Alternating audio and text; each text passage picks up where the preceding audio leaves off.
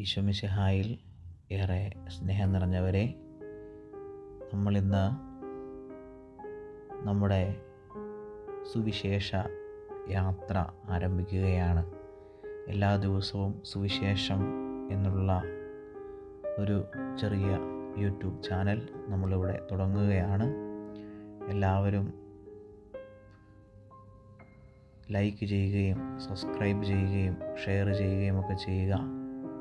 നമ്മുടെ കർത്താവ് ഈശോ മിശിഹായുടെ സുവിശേഷം നമുക്ക് ഒത്തൊരുമിച്ച് ലോകമെമ്പാടും പ്രചരിപ്പിക്കുവാനായിട്ട് നമ്മളാൽ കഴിയുന്ന വിധം പരിശ്രമിക്കാം. നമ്മൾ ഇന്ന് കാണുന്ന സുവിശേഷ ഭാഗം വിശുദ്ധ മർക്കോസിൻ്റെ സുവിശേഷം 10-ാം അധ്യായം 28 മുതൽ 31 വരെയുള്ള തിരുവചന ഭാഗങ്ങളാണ്. പ്രിയ സഹോദരങ്ങളെ, ഇന്നത്തെ സുവിശേഷത്തിൽ പത്രോസിൻ്റെ ഒരു ചോദ്യം നമ്മളെ ആഴത്തിൽ ചിന്തിപ്പിക്കുന്നു. ആ ഒരു ചോദ്യം ഇപ്രകാരമാണ്. കർത്താവായ ഈശോയോട് പത്രോസ് ശ്ലീഹ ചോദിക്കുകയാണ്, ഇതാ ഞങ്ങളെല്ലാം ഉപേക്ഷിച്ച് നിന്നെ അനുഗമിച്ചിരിക്കുന്നു. പത്രോസിൻ്റെ ഈ വാക്കുകൾ നിസ്സാരമായി നമുക്ക് കരുതുവാനായിട്ട് സാധിക്കുകയില്ല. അവൻ യഥാർത്ഥത്തിൽ എന്താണ് ചോദിക്കുന്നത്? ഞങ്ങൾ എല്ലാം ഉപേക്ഷിച്ചപ്പോൾ അതിന് എന്താണ് പ്രതിഫലം എന്നതാണ് അതിൻ്റെ ആന്തരികമായ അർത്ഥം. ഇതിന് വളരെ വ്യക്തമായി യേശു ഒരു മറുപടി നൽകുന്നതുണ്ട്. ദൈവരാജ്യത്തിനായി ത്യാഗം ചെയ്യുന്നവർക്കുള്ള മഹത്തായ പ്രതിഫലം. ഒന്നാമതായിട്ട് നമുക്ക് ലഭിക്കുന്നത് ദൈവരാജ്യത്തിന് വേണ്ടിയുള്ള നമ്മുടെ ത്യാഗവും അതുവഴി നമുക്ക് ലഭിക്കുന്ന പ്രതിഫലവുമാണ്. പത്രോസും മറ്റു ശിഷ്യന്മാരും യേശുവിനെ പിന്തുടരാൻ തങ്ങളുടെ കുടുംബങ്ങളും തങ്ങളുടെ സ്വന്തമായ വസ്തുവകകളും ഉപേക്ഷിച്ചു. ഇതിൽ നാം 2 വസ്തുതകൾ കാണുന്നുണ്ട്. ഒന്നാമതായി, ദൈവരാജ്യത്തിനായി അവർ തങ്ങളുടെ സ്വത്ത് സമ്പാദ്യങ്ങളും തങ്ങളുടെ കൂടെ ഉണ്ടായിരുന്നവരെയും തങ്ങളുടെ പ്രിയരെയും എല്ലാം അവർ ഉപേക്ഷിക്കുന്നു. അതിനുശേഷം യേശു അവരോട് പറയുന്നൊരു കാര്യമുണ്ട്. ദൈവരാജ്യത്തിനായി വീടിനെയോ സഹോദരന്മാരെയോ അമ്മയെയോ പിതാവിനെയോ മക്കളെയോ വയലുകളെയോ ഉപേക്ഷിച്ചവർക്ക് ഇപ്പോൾ തന്നെ 100 ഇരട്ടി ലഭിക്കുകയും സ്വർഗ്ഗരാജ്യത്തിൽ നിത്യജീവൻ പ്രാപിക്കുകയും ചെയ്യുമെന്ന് വിശുദ്ധ മർക്കോസിൻ്റെ സുവിശേഷം 10-ാം അധ്യായം 29-30 തിരുവചനങ്ങളിൽ നമുക്ക് കാണുവാനായിട്ട് സാധിക്കും.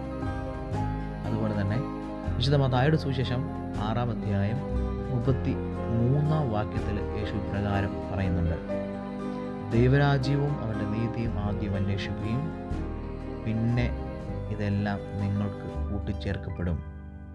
ദൈവരാജ്യത്തിൻ്റെ കാര്യം ഒന്നാമതായി നാം വിൽക്കുമ്പോൾ, ദൈവരാജ്യത്തിൻ്റെ കാര്യം ഒന്നാമതായി നമ്മുടെ ജീവിതത്തിൽ നാം കാണുമ്പോൾ, നമ്മുടെ ദൈവം അതിന് അനന്തമായ പ്രതിഫലമാണ് നമ്മുടെ ജീവിതത്തിൽ നൽകുക. രണ്ടാമതായി, യഥാർത്ഥ സമൃദ്ധി എന്നത് ദൈവം നൽകുന്ന ഒരു വലിയ പ്രതിഫലമാണ്. ദൈവം നമുക്ക് നൽകുന്ന പ്രതിഫലം ഈ ലോകത്തിൽ മാത്രം അല്ല, മറിച്ച് അത് സ്വർഗരാജ്യത്തിലെ നിത്യജീവിതം കൂടിയാണ് എന്ന് നാം ഓരോരുത്തരും മനസ്സിലാക്കേണ്ടിയിരിക്കുന്നു. ഇതിനെപ്പറ്റി വിശുദ്ധ പൗലോസ് ശ്ലീഹ റോമാക്കാർക്ക് എഴുതിയ ലേഖനം 8-ാം അധ്യായം 18-ാം തിരുവചനത്തിൽ പറയുന്നുണ്ട്, നാം ഇപ്പോൾ അനുഭവിക്കുന്ന കഷ്ടപ്പാടുകൾ വരുവാനുള്ള മഹത്വത്തോട് താരതമ്യപ്പെടുത്താനാകില്ല.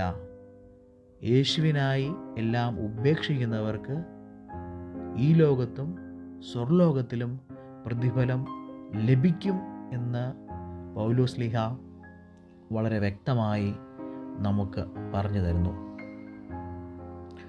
ലോകത്തിൽ മുന്നിലായിരുന്നവർ അവസാനത്തവരും അവസാനമായിരുന്നവർ മുന്നിലത്തവരും ആകും എന്ന ഒരു കാര്യം കൂടി ഈശോ നമ്മളോട് പറഞ്ഞു വയ്ക്കുന്നുണ്ട്. നിങ്ങളിൽ മുൻപന്മാർ പിൻപന്മാരും പിൻപന്മാർ മുൻപന്മാരും ആകും എന്ന ഒരു ചിന്ത. യേശു പറഞ്ഞ ഈ ഒരു അവസാന വാക്യം വിശുദ്ധ മർക്കോസിൻ്റെ സുവിശേഷം 10-ാം അധ്യായം 31-ാം വാക്യത്തിൽ കാണുന്ന ഈ ഒരു വചനം നമ്മെ വളരെയേറെ ചിന്തിപ്പിക്കുന്ന ഒരു കാര്യമാണ്. ഈ വചനം നാം എടുത്തു നോക്കുമ്പോൾ ലോകത്തിലെ പ്രത്യക്ഷ വിജയം ദൈവരാജ്യത്തിൽ അത്ര പ്രാധാന്യമുള്ളതല്ല എന്ന് നമുക്ക് മനസ്സിലാക്കുവാനായിട്ട് സാധിക്കും. ലോകത്തിൽ ഉന്നതരായിരുന്നവർ ദൈവരാജ്യത്തിൽ വളരെ ചെറിയവരാണ് എന്ന് നമുക്ക് കാണുവാനായിട്ട് സാധിക്കും.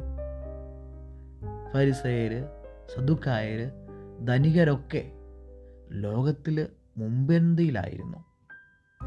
അവരാരും യേശുവിനെ സ്വീകരിച്ചില്ല.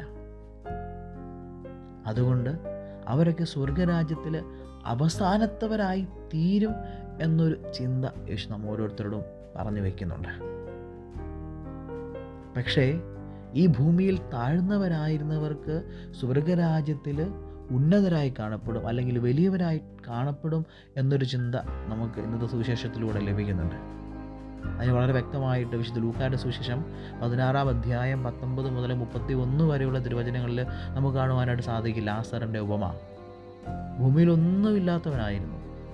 ഭൂമിയിൽ വളരെ ദരിദ്രനായി പാവപ്പെട്ടവനായി ജീവിച്ചിരുന്ന ലാസർ അബ്രഹത്തിൻ്റെ മടിയിലിരിക്കുന്നതായിട്ടാണ് നമുക്ക് കാണുവാനായിട്ട് സാധിക്കുക.